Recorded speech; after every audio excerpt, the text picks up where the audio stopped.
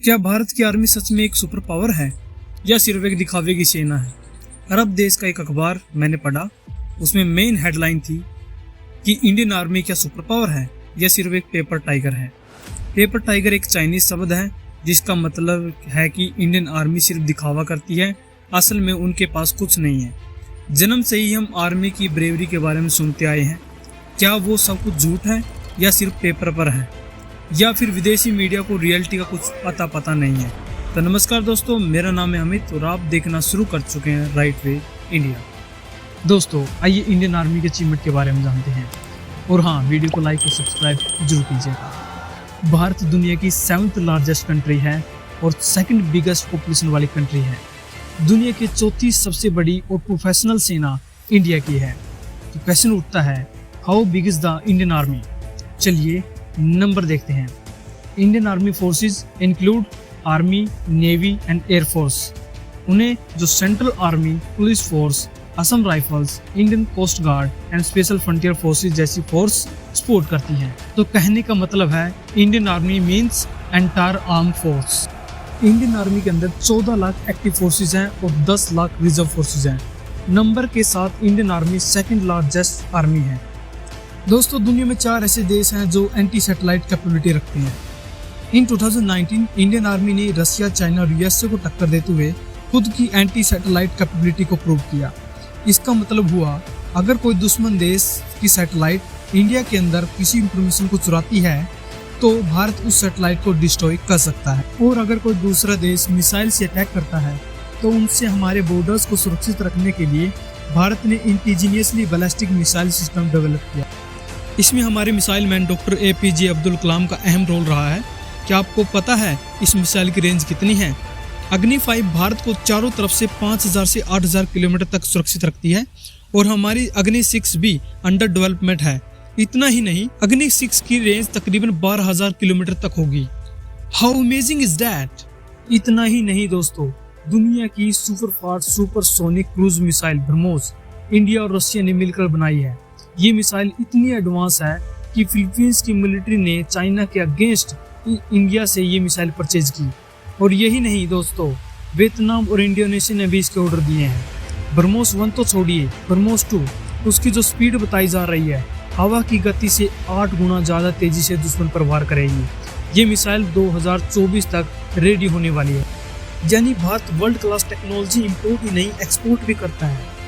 दोस्तों आज भारत के पास 4800 से भी ज़्यादा बैटल टैंक हैं, 2200 से भी ज़्यादा एयरक्राफ्ट हैं, 300 से भी ज़्यादा शिप हैं, 20 सबमरीन हैं, 2 एयरक्राफ्ट कैरियर हैं और तीसरा अंडर डेवलपमेंट है। इतने बड़े डिफेंस को बिल्ड करने के लिए हमें यानी टैक्स पेयर को बहुत बड़ी कीमत चुकानी पड़ती है। आप पूछोगे how much? Well 4 lakh crore rupees every year, that's our defence budget. और ये अपने देश के टोटल बजट का अराउंड 14% है।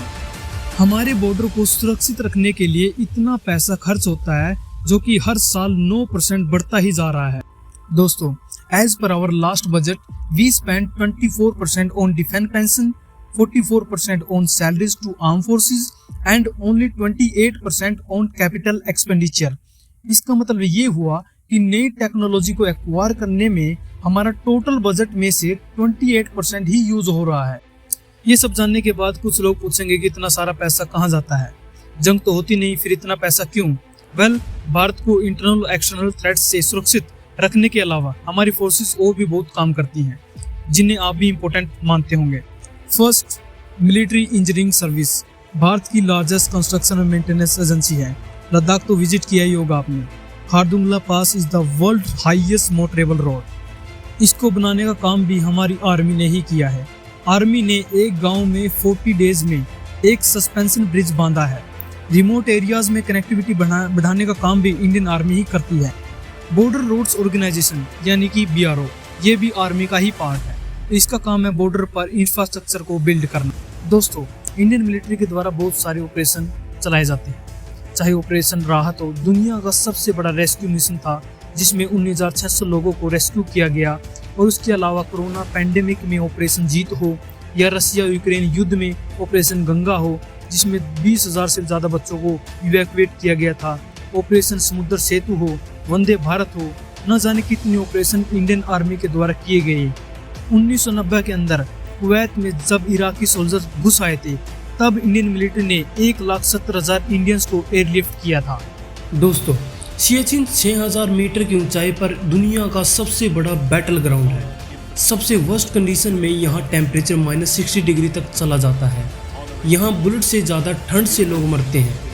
1984 से लेकर आज तक भारत ने इस एरिया में अपना कंट्रोल बनाए रखा।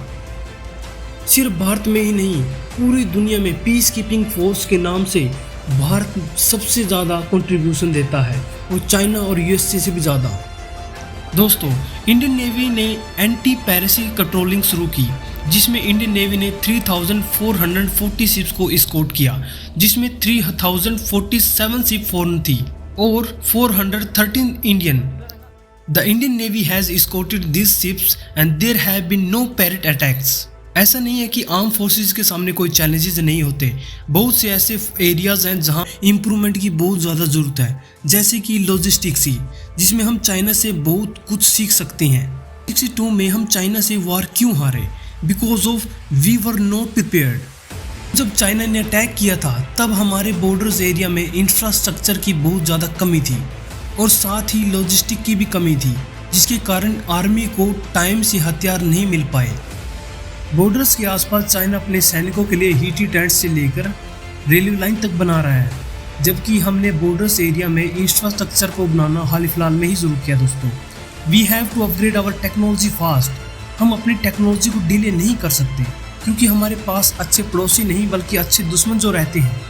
हम 1962 में तैयार नहीं थे, माना, और ये एक्सक्यूज़ अब आगे नहीं चल सकता। इन सब चीज़ों को देखते हुए मैं ये कह सकता हूँ दोस्तों कि हाँ, कुछ नंबर ऊपर नीचे हो सकते हैं, लेकिन हम पेपर टाइगर तो बिल्कुल भी नहीं है दोस्तों।